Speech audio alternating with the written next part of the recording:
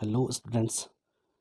This is Digambar Singh, and today I am going to teach you a new chapter from your textbook, A Pact with the Sun. And this is your first chapter entitled as A Tale of Two Birds.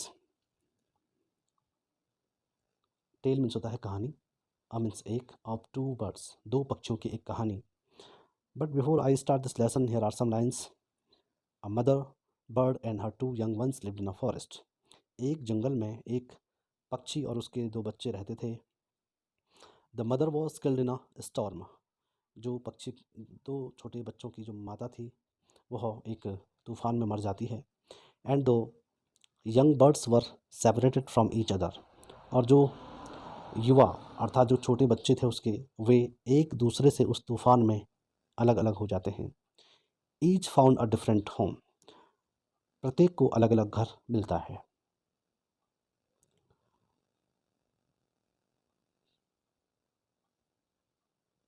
यहाँ से आप देखेंगे कहानी शुरू होती है. There once lived a bird and her two newborn babies in a forest. They had a nest in a tall shady tree, and there the mother bird took care of her little ones day and night. There once lived a bird. एक बार एक जंगल में एक पक्षी और उसके दो नए जन्मे बच्चे रहते थे. They had a nest in a tall shady tree, and there the mother bird took care of her little ones day and night. They had a nest in a tall shady tree. एक लंबे और छायादार वृक्ष में एक उनका एक घोंसला था. And there the mother bird took care of a little ones day and night. और वहाँ दिन रात उसकी माता, उन दोनों नए जो जन्मे हुए बच्चे थे उनकी माता उनकी देखभाल किया करती थी. One day there was a big storm. एक बार क्या होता है, एक दिन क्या होता है, एक बड़ा सा तूफान वहाँ आता है. There was thunder lightning and rain and the wind blue down many trees. Thunder means होता है गर्जना होना, लाइटनिंग बिजली का चमकना, एंड रेन और वर्षा का होना. तो तूफान के साथ क्या हुआ, बादलों की गर्जना हुई, बिजली चमकी, और जो वर्षा थी वह तेज़ गति से होने लगी. And the wind blue. और जो हवा थी उसने कई पेड़ों को नीचे गिरा दिया. ब्लो डाउन मीन्स नीचे गिराना, ब्लू डाउन मीन्स नीचे गिरा दिया. दो tall tree in which the birds lived also came down. जिस पेड़ में, जिस लंबे पेड़ में वे पक्षियाँ रहते थे वे भी वह भी नीचे गिर गया. अर्थात जिस पेड़ में पक्षियों ने घोंसला बनाया हुआ था वह पेड़ भी नीचे गिर गया. A big heavy branch hit the nest. एक बड़ा सा और भारी जो पेड़ की शाखा थी वह घोंसले पर टकराई. And killed the bird. और उसने पक्षी को मार दिया. Fortunately for the baby birds. सौभाग्य था कि जो दो छोटे बच्चे थे, the strong wind blew them away to the other side of the forest. तेज और जो शक्तिशाली हवा थी उसने उन दोनों बच्चों को जंगल की दूसरी तरफ वह बहाकर ले गई. अर्थात तेज गति से चलने वाली हवा ने उन दो बच्चों को फॉरेस्ट की दूसरी ओर उनको बहाकर ले गई. वन ऑफ देम, उनमें से एक, came down near a cave. एक गुफा के पास आई. उन दो बच्चों में से एक बच्चा गुफा के पास बहाकर आया. Where a gang of robbers, जहाँ डाकुओं का एक झुंड या एक गिरोह रहता था. The other landed. और जो दूसरी पक्षी थी वह उतरी कहाँ, आउटसाइड ऋषिज आश्रम. ऋषि के आश्रम के बाहर वह उतरा. अ लिटिल डिस्टेंस अवे, जो कि थोड़ी दूरी पर था. अर्थात जो पहली वाली पक्षी थी उससे थोड़ी दूरी पर ऋषि का कोई आश्रम बना हुआ होगा. उस आश्रम के बाहर वह दूसरी पक्षी हवा से बहकर आई. मतलब हवा ने उन्हें अलग अलग कर दिया. अब यहाँ पे आप देख रहे होंगे जो ये पक्षी है ये एक आश्रम के बाहर हवा ने इनको बहाकर यहाँ पे लैंड करा दिया. और इधर देख रहे होंगे आप, यहाँ पे डाकू हैं और ये केव के नीचे अंदर बैठे हुए हैं और इसके बाहर ये दूसरी पक्षी है. तो एक पक्षी इधर और एक पक्षी इधर, अर्थात दोनों विपरीत दिशाओं में हवा ने बहाकर फेंक दिया. अब क्या होता है,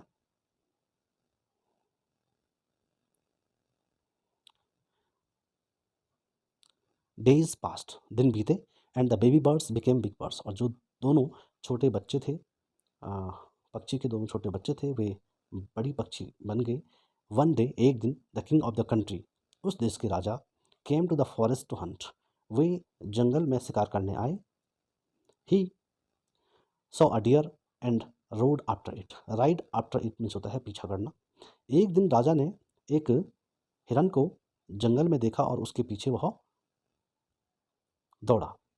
it ran deep into the forest followed by the king, राजा ने उसका पीछा किया और वह, इट मीन्स यहाँ पे जो हिरन था उसके लिए आया है it pronoun.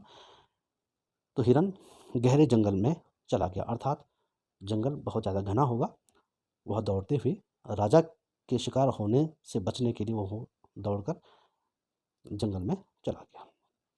Soon the king lost his way and didn't know where he was. जल्दी ही राजा रास्ता भूल गया and didn't know where he was, और वह नहीं जानता था कि अब वह कहाँ था। He rode on for a long time till he came to the other side of the forest. वह सवार हुआ for a long time, बहुत लंबे समय तक, till he came to the other side of the forest, जब तक वह जंगल की दूसरी ओर नहीं पहुंच गया तब तक वह घोड़े पर सवारी करता रहा। वेरी टायर्ड बाय नाउ, अब वह बहुत थक चुका था। He got off his horse, वह अपने घोड़े से उतरा। एंड सेट, और बैठा। Down under a tree that stood near a cave, एक पेड़ के नीचे बैठा जहाँ गुफा, जो पेड़ गुफा के नज़दीक था। Suddenly he heard a voice cry out, अचानक उसने एक आवाज़ को सुना जो आवाज़ कह रही थी, क्विक, जल्दी, हरी अप, जल्दी करो, there someone under the tree. और उस आवाज़ में उसने क्या सुना कि वो आवाज़ कह रही थी कि पेड़ के नीचे कोई है। Come and take his jewels and his horse, आओ और उसके जेवरों को ले लो और उसके घोड़े को भी ले लो।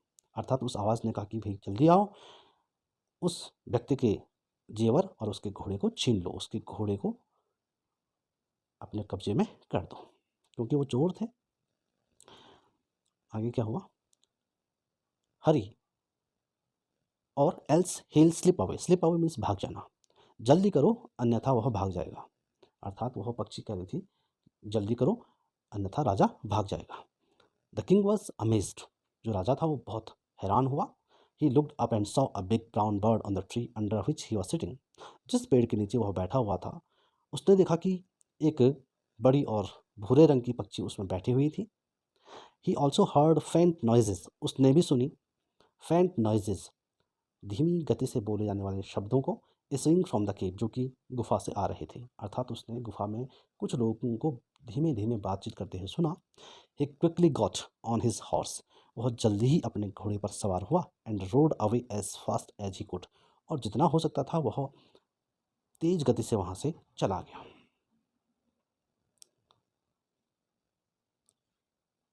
The king was amazed to hear a similar voice again, राजा ने ऐसे ही एक आवाज़ दोबारा सुनी। He came to know the birds true story, अब उसको पक्षियों की जो सच्ची कहानी थी वह पता लगी। केम टू नो मीन्स होता है जानना।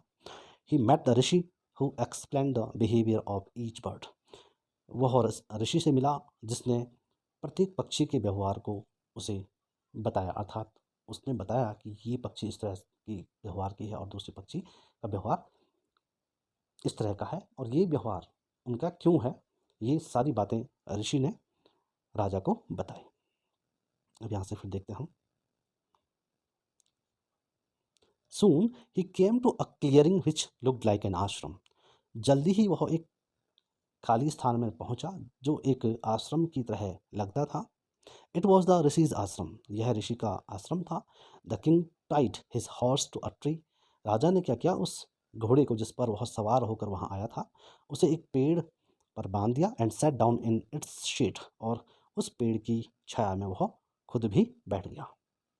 Suddenly he heard a gentle voice announce, अचानक उसने एक मधुर आवाज़ को सुना और उसने कहा, वेलकम टू द आश्रम, आश्रम में आपका स्वागत है। सर, श्रीमान, आश्रम में आपका स्वागत है।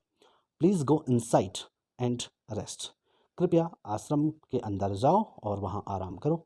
The rishi will be back soon, जो ऋषि है वह जल्दी ही वापस आ जाएगा। There some cold water in the pot, बर्तन में थोड़ा ठंडा पानी है, please make yourself comfortable, कृपया अपने को आराम की स्थिति में ले लो, अर्थात आराम से बैठिए। The king looked up and saw a big brown bird in the tree. राजा ने ऊपर देखा और उसने देखा कि एक बड़ी भूरे रंग की पक्षी पेड़ में बैठी हुई थी। ही वॉज अमेज्ड, वह बहुत चकित था। This one looks like the other bird outside the cave. अब राजा ने केव के बाहर जिस पक्षी को देखा था उसी तरह की पक्षी यह भी लग रही थी। He said to himself loudly, उसने खुद से ये बातें जोर जोर से कही, अर्थात वह खुद से बातें करने लगा और सोचने लगा कि ऐसे ही पक्षी तो उस गुफा के बाहर भी पेड़ में बैठी हुई थी। You are right sir, answer the bird. पक्षी ने जवाब दिया और कहा कि आप सही कह रहे हो राजा। ही इज़ माई ब्रदर, वह मेरा भाई है। But he has made friends with robbers, लेकिन उसने डाकुओं के साथ दोस्ती कर ली है। He now talks as they do, वह भी अब डाकुओं की तरह बातें क्या करता है। He doesn't talk to me any more, और अब वह मुझसे भी बातें नहीं करता है।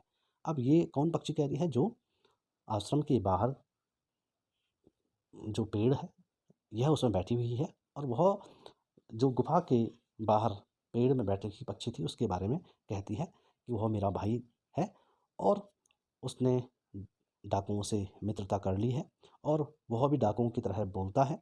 अब वह मुझसे ज़्यादा बातें नहीं करता। Just then the rishi enter the ashram, तभी ऋषि उस आश्रम में पहुंचा।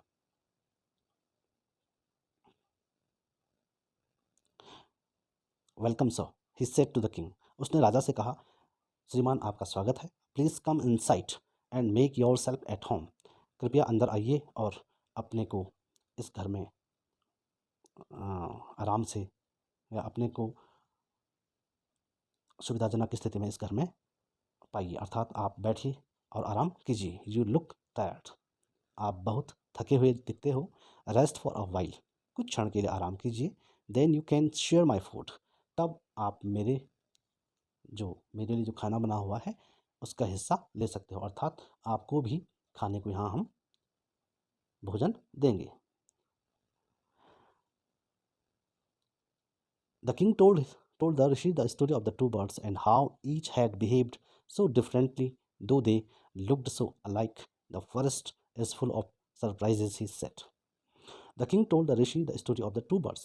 राजा ने ऋषि को उन दो पक्षियों की कहानी सुनाई, and how each had behaved so differently, और यह भी बताया कि उन दोनों में से उनका जो व्यवहार था उसके प्रति कैसा था।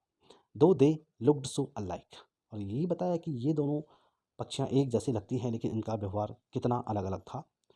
The forest is full of surprises, he said, उसने कहा, यानी राजा ने कहा कि जो जंगल है वह आश्चर्यजनक बातों से भरा हुआ है, अर्थात उसे बहुत प्रकार के वहाँ पे जैसे पक्षी भी उसने जब देखी तो दोनों एक जैसे दिखती थी लेकिन उनके व्यवहार में बहुत ज़्यादा डिफरेंस था, बहुत ज़्यादा अंतर था। The holy man smiled and said, holy man mean saint यानी साधु, साधु मुस्कुराया एंड उसने कहा, after all one is known by the company one keeps, एक व्यक्ति जिस तरह की कंपनी रखता है, जिस तरह के साथी को रखता है वह उसी से जाना जाता है, अर्थात किसी भी व्यक्ति की संगत से उसकी पहचान होती है कि उसने किन किन लोगों को अपने जीवन में अपने साथ रखा हुआ है, वह किन किन लोगों के साथ रहता है, यह उसकी पहचान होती है। That bird has always heard the talk of robbers, उस पक्षी ने हमेशा डाकुओं की बातें सुनी। ही इमिटेट्स देम, वह उनकी नकल करता है। And talks about robbing people, और हमेशा लोगों को ठगने की बातें किया करता है। This one has repeated what he has always heard, और ये वाला जो पक्षी है वह उसी बात को दोहराता है जो उसने हमेशा से सुनी हुई है। He welcomes people to the ashram, वह आश्रम में लोगों का स्वागत करता है। Now come inside and rest, आओ अंदर आओ और आराम कीजिए। I tell you more about this place and these birds, मैं आपको इस स्थान के बारे में और इन पक्षियों के बारे में और अधिक बताऊंगा। तो इस तरह से ये जो लेसन है, ये कहानी है, वो समाप्त हो जाती है।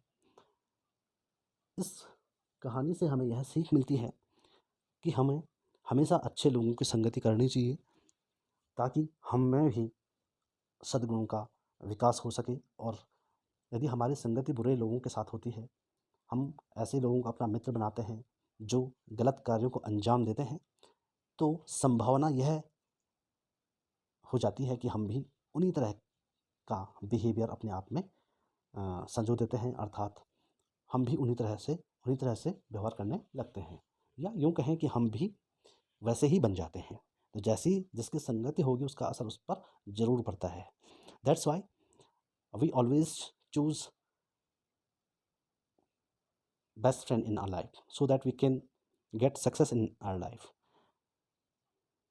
Well, students, I hope you have understood this story very well. If you have any query about this story, you can ask me in the comment box. Thanks for watching this video. Thank you.